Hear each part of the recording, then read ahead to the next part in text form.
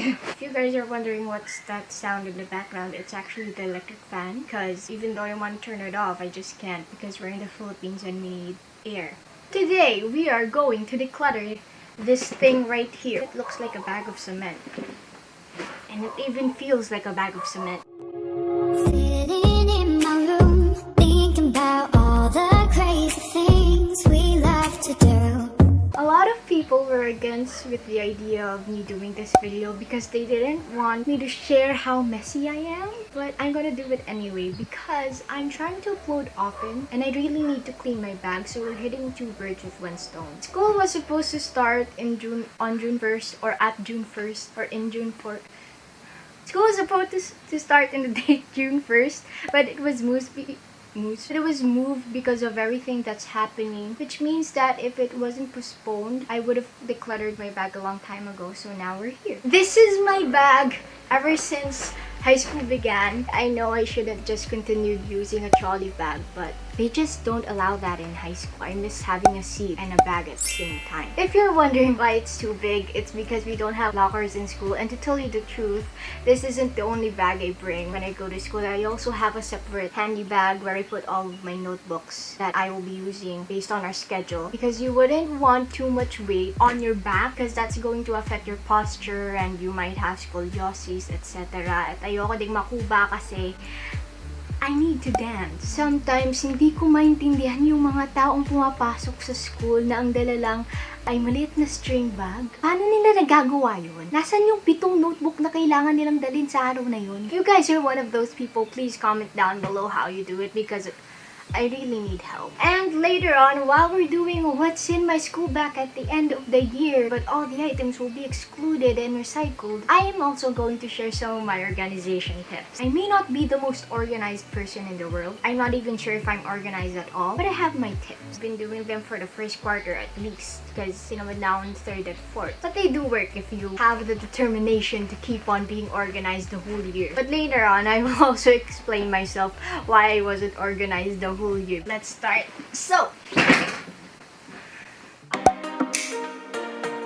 I myself also don't know what's inside this bag. We're all gonna be surprised all together. Let's start in the bigger zipper. We're gonna open it and see the magic that's in here, which is paper. In the biggest compartment, I have this paper compiler. I don't know what it's called, but it's something like that. I really recommend every student to use something like this. This is very useful, very handy, especially because we get a lot of paperwork from our teachers and we all need to compile them at the end of the quarter, then pass to our teachers. Because there are so many papers, the subjects all get mixed up. Nasaan yung quiz ko? Nasaan yung ano? Lalo na pag mga maliliit na 1/4, like di mo na alam kung saan mo linagay. I had a solution for that at the beginning of the year. But as you can see, it is broken. It's all cracked up. See?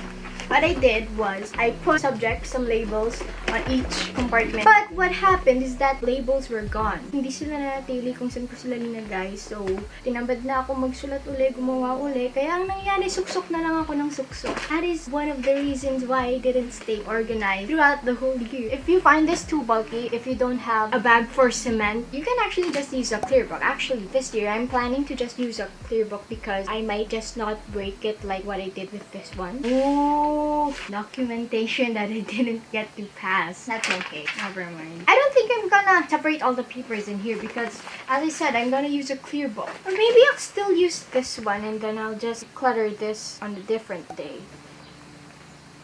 Oh! Nasa bag ko pala to. Katagal ko siyang hinahanap pala siya. This is my notebook where I write random stuff. And I've been finding this notebook for a long time because I need to write something random. Oh! I also wrote songs in here. And this song right here was way back in 2018.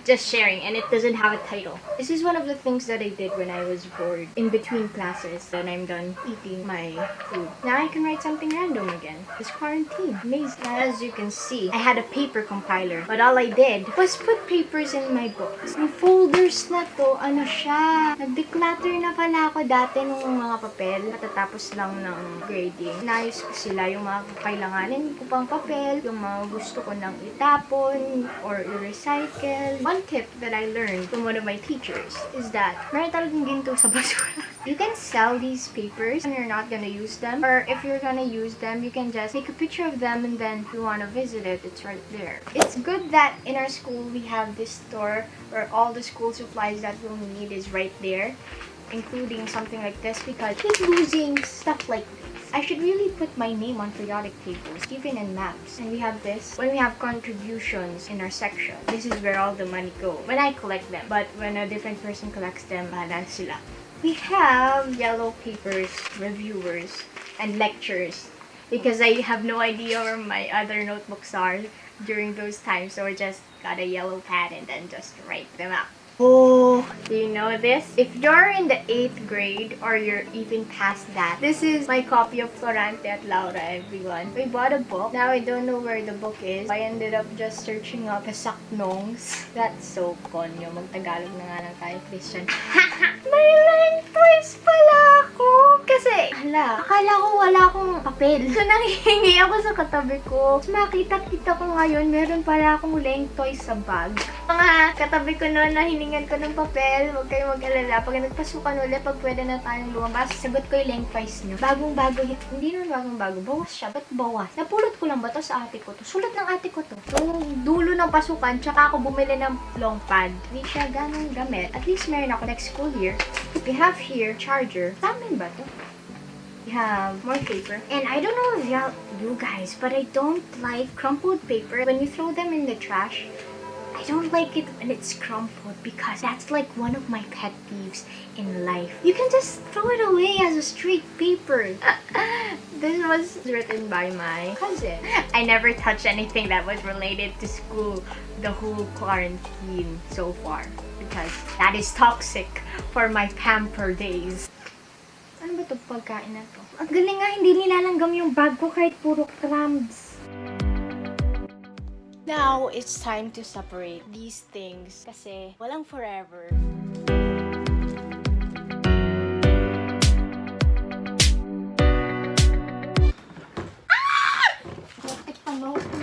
Okay.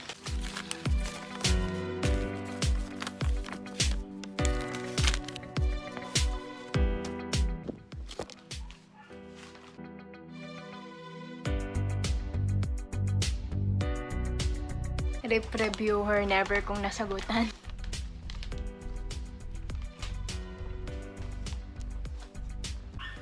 Huh. Yeah. No. Here. No. Saan pa nilagay ni ate yung mga notebook namin? Oh, here. Okay. There. This is very memorable. I'm not gonna throw this away.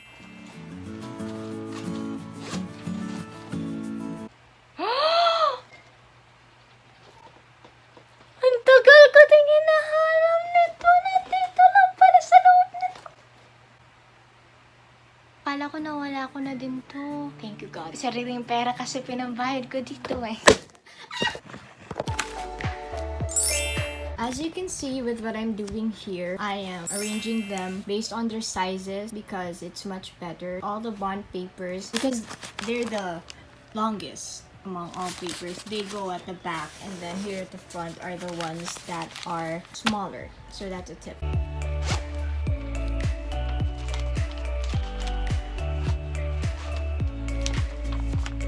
You guys are wondering how I'm organizing all of the things that are sentimental to me and I might use them in the future na walang kasiguraduhan are right here. All the things that I'm going to recycle are right here, and all the things that are completely useful are right here in this monoblock chair. Everything sentimental will go in this folder. And these, I'm gonna fold all of this because when I throw something away, I want them to go away in a nice form. I don't want them all crumpled. That's just not right. Throw.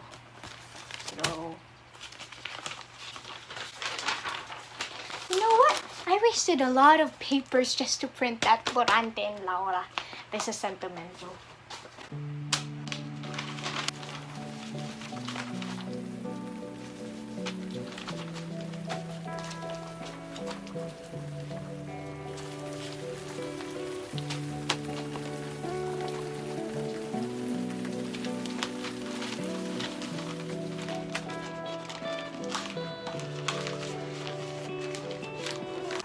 Look at all these papers. We're gonna empty this out, no? Well, we're gonna empty this out, but not completely. Sayang. What did I do? I just randomly folded paper. So now we have a different section kung saan lahat ng mga sinugutan ko na hindi na-ipas kasi hindi inabot, nag-quarantine kasi, is right here.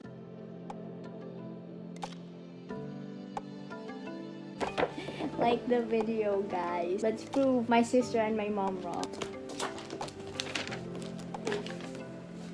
We had this performance task in Filipino wherein we have to write a poem about our heroes in life. And I wrote something for my mommy 1, my mommy 2, my daddy 1, and my daddy 2.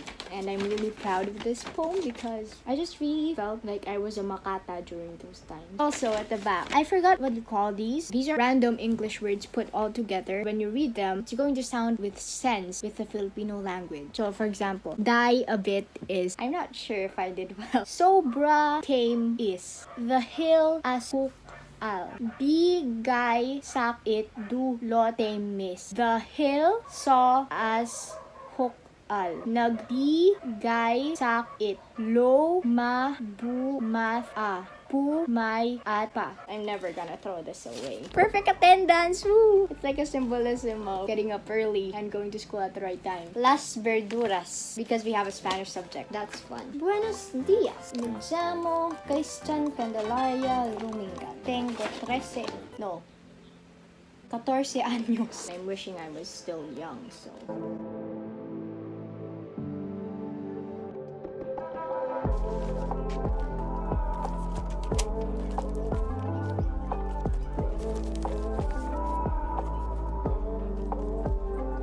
did it, guys. We finally emptied. Well, kind of like it's not bulky anymore, but it's still broken. So, but the thing is, I have all these papers here, and now we have to work on that. So, but first, we're going to arrange this by subject.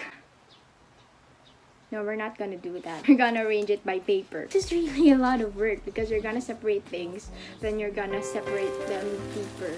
Then you're gonna separate those that are separated more. Separate. You just keep on separating until everything is in place. Call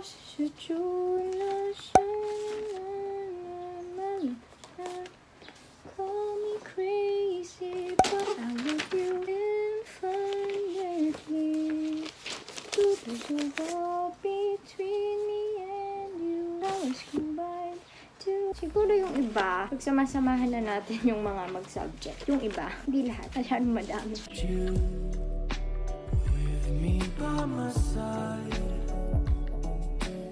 Ito yung nag-iisang crosswise. Saniga, bakit?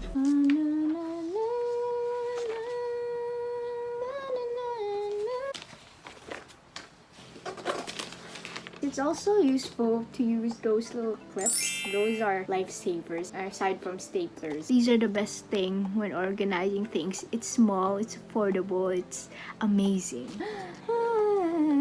When I get stressed, I am really quiet. Like, don't talk to me. But right now, I mean, I don't have a deadline, so... This makes me wanna go to school. I quote, go to school, not the school stuff. But we can't. We have to stay at home. So, that's all a good thing when you have a good perspective in life. Okay, we're halfway through it. No, not even. We're halfway from the half of the half through it. These will come back in this folder. It will be easier to find them. We're gonna arrange these things that we are going to recycle because again, I want to have organized trash. Now, lahat ng mga papel na may mga sugot ko at may check, mga hindi umabot sa compilation, ilalagay ko ulit sila dito. Kasi yung mga sentimental sa akin na mga papeles, nandito, ilalagay natin mamaya sa drawer cabinet. Tapos lahat ng tatapon natin nandito. Hindi kayo yung papel kasi nasa ilalim.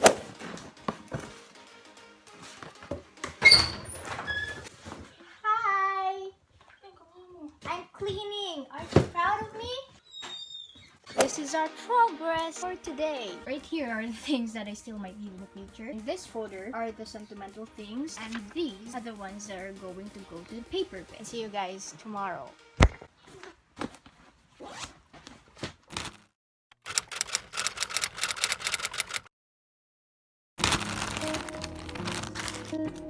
also a fan of He's Into Her. Hindi sa akin to. Hindi ko sulat to. Hindi ako ganito kagandang magsulat. I have a funny story for why this is here. Right now, it's dirty. Sa walis to. Alam ko, sa walis to. And as you can see, bye! And also, stay safe, everyone. Hey guys, I don't know why I'm whispering, but please like the video para gustuhin ka na rin niya. And comment down below some video suggestions. Kung hindi, may sasuggest akong iba sa kanya. And also share this video because sharing is caring. And don't forget to subscribe and turn on the notification bell para di ka rin niya makalimutan. And comment down below if you relate to anything that I said in this video. And I hope you're looking forward. Wow, I'm really out of breath. Shout out